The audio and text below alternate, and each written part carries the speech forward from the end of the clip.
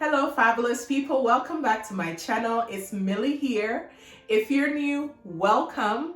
On this channel, we talk about finances, businesses, credit, which we're about to talk about right now, lifestyle, and a little bit of vlogging. So if this is something you're interested in, please don't forget to hit the subscribe button and click on the bell notification in order to get notified anytime I post a new video. Now, let's get right into today's video. Okay, so today's video, as you already know, it's about building your credit from scratch with $0. Yes, $0. Now, let me give you a little bit of a background about myself. My name is Millie. I am a small business owner. My business name is Fab Beauty. I deal in wholesale eyelashes, and I also have a hair brand called Fab's Beauty Hair. I'll leave all the links in the description below so that you can check them out. I started this credit journey a few years ago, and I had to learn the hard way because when I started, I had messed up my credit completely, and I did a video on how I built my credit from after destroying it. I will leave the link in the description below as well. So if you have collections, if you have bad debt, all of that, the link will be in the description below. Now, this video is going to be about people who are trying to build your credit from scratch. They have no credit, so no credit. And who are these people? So it could be a person who is just turning 18, a new immigrant coming from somewhere that don't do the credit system, someone who for religious reasons they didn't believe in credit and now they want to build a credit. So welcome if you're here. So, well, how is a credit score calculated? Now, a credit score is calculated based on 5 categories. Now, the first category is the most important category out of all of them, and that is your payment history. We're gonna get into more details as the video goes on. Now, the second thing that they look at, if I keep looking down, is because I have my notes here, and that's why I keep looking down. Now, the second thing they look at is amount owed. The amount owed makes up 30% of your credit score. The third thing is length of credit history. Know how long you've had your credit is also very important. The fourth step is mix of credit. It's always good to have different variety of credit on your account, and new credit is also 10% of your credit score. New credit is just new credit, getting a new account basically. So those are the 5 categories that they look at when they're calculating credit score.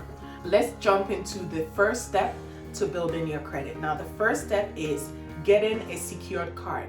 Now, if you're building your credit, I know you probably don't have a credit card or you don't have any credit at all. So the first step is getting a secured card. So in order to get a secured card, you need to put a collateral.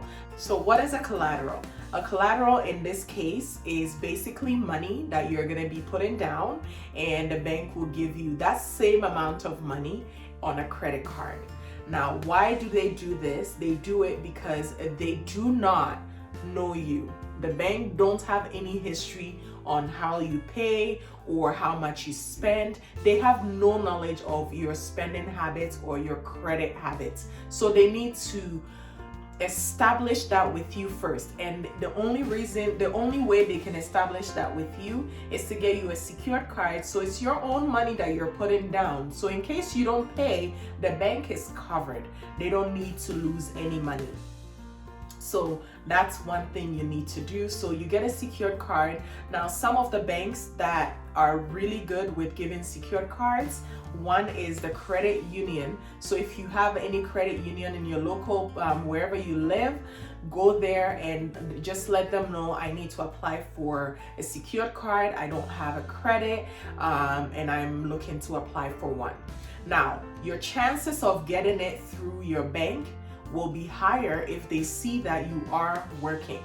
You have a paycheck that deposits in your account each month or every 2 weeks. So they see that, okay, this is consistent, so this person is actually working. Sometimes when you go in and they see that you've had a paycheck come in every month for the past 6 months, you probably will automatically get a regular card, a non-secured card, because they see that, okay, this person is getting money in their account. But in most cases, you will have to apply for a secured card. You will eventually end up getting the money back if your payment history is very good. If you pay on time, you're always below your utilization. You're not going above your utilization, which is 30%.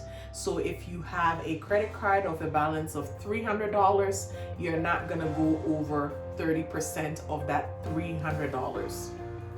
So you will always pay on time. And what happens after 6 months to a year, if they see that, okay, this person is really good, they put that money back, they will give you that money back.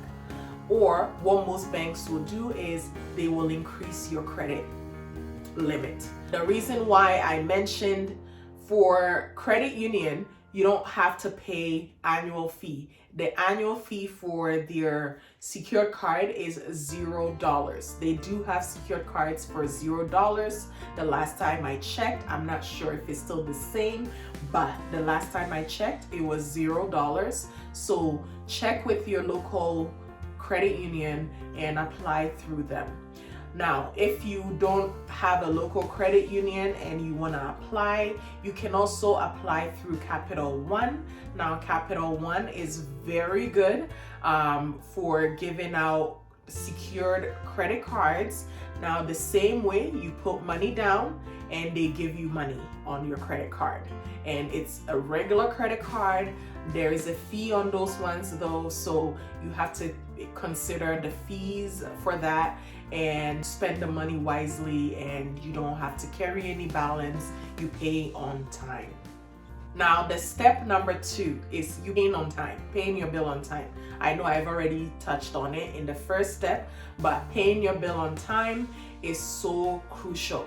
Now, you always have to make sure you pay your credit card bill on time because it affects your credit score so dramatically.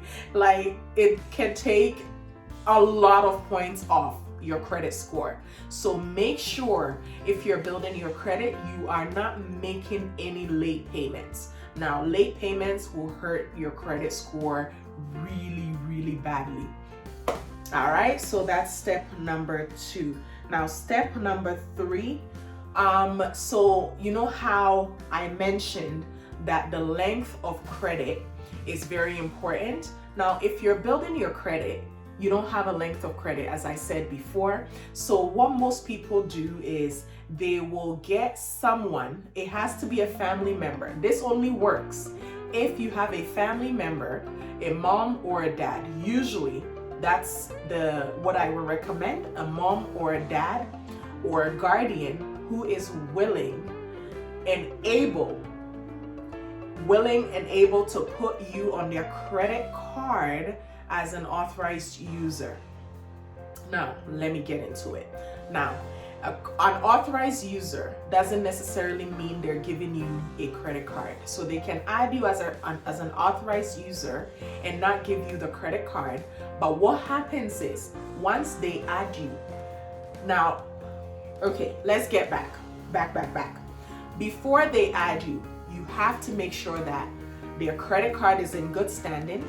They always pay on time. They have no late payments, and their credit score is really good before they add you. So once they add you, what happens is their credit history on that card. So let's say they've had their card for 7 years, that gets transferred to you. So their good behavior will come on your file as well as good behavior. Now, this, most people dispute it, that it doesn't work that way, but I've seen it work for someone. So there's no harm in trying it. Okay, there is no harm in trying it. It's not illegal. you're not doing anything illegal. All they're doing is your mom or your dad or your grandma or grandpa is putting you on their credit history or their credit card as an authorized user, and in them doing that, their credit history will be transferred over to you. And that's what most people do when they have kids.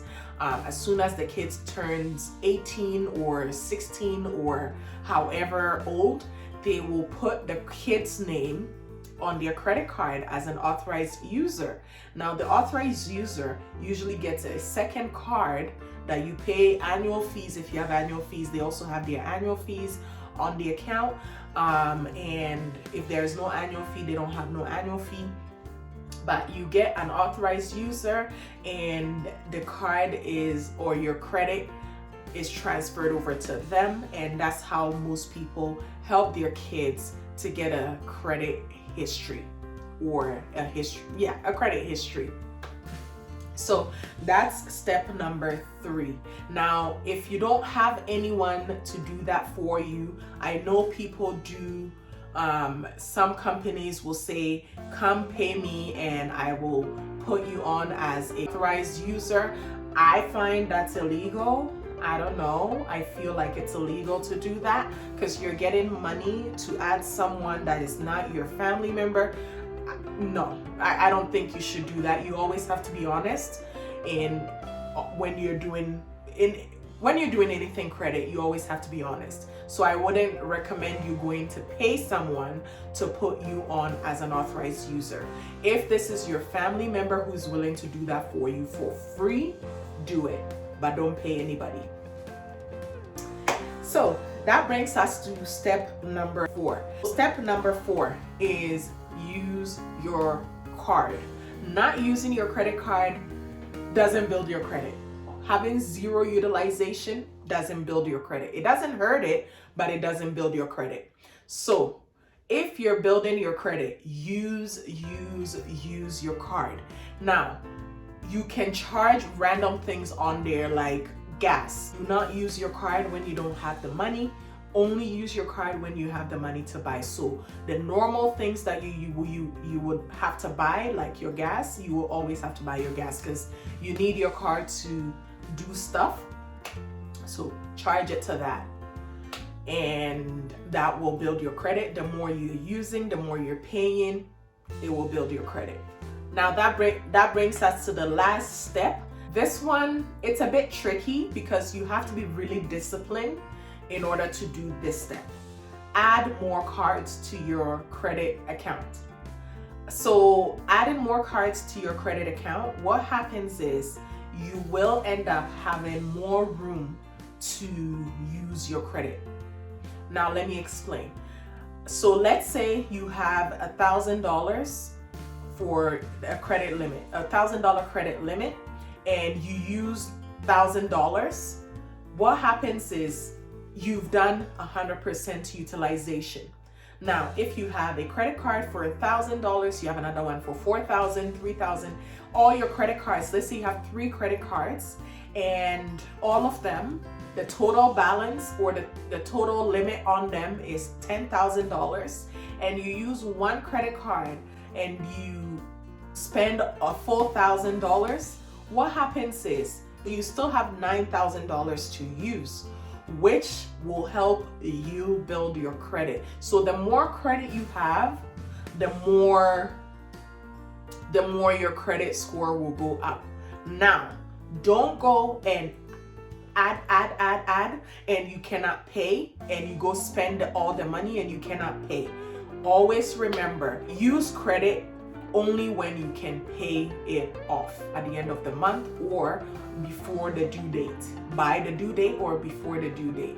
Now, I know I've talked a lot. It might be a lot of information, but there's so much about credit that we can talk about. If you have any questions at all, if I didn't touch on something that you feel like I should have touched on, please leave a comment below. As I said, I am not an expert, or I'm not a credit expert. All these things are things that I've done that helped me in my credit journey, or things that I've seen my family members do that help them in their credit journey. That is what I'm sharing here. We will end the video here. Please don't forget to subscribe, comment, and like if this video was helpful. Share with your friends, share with your family members. Let's build our credits. Let's get our credit scores up. Let's level up, because if you're leveling up and your credit score is not good, that's not leveling up. Number one, get your credit right when you're gonna level up. Period.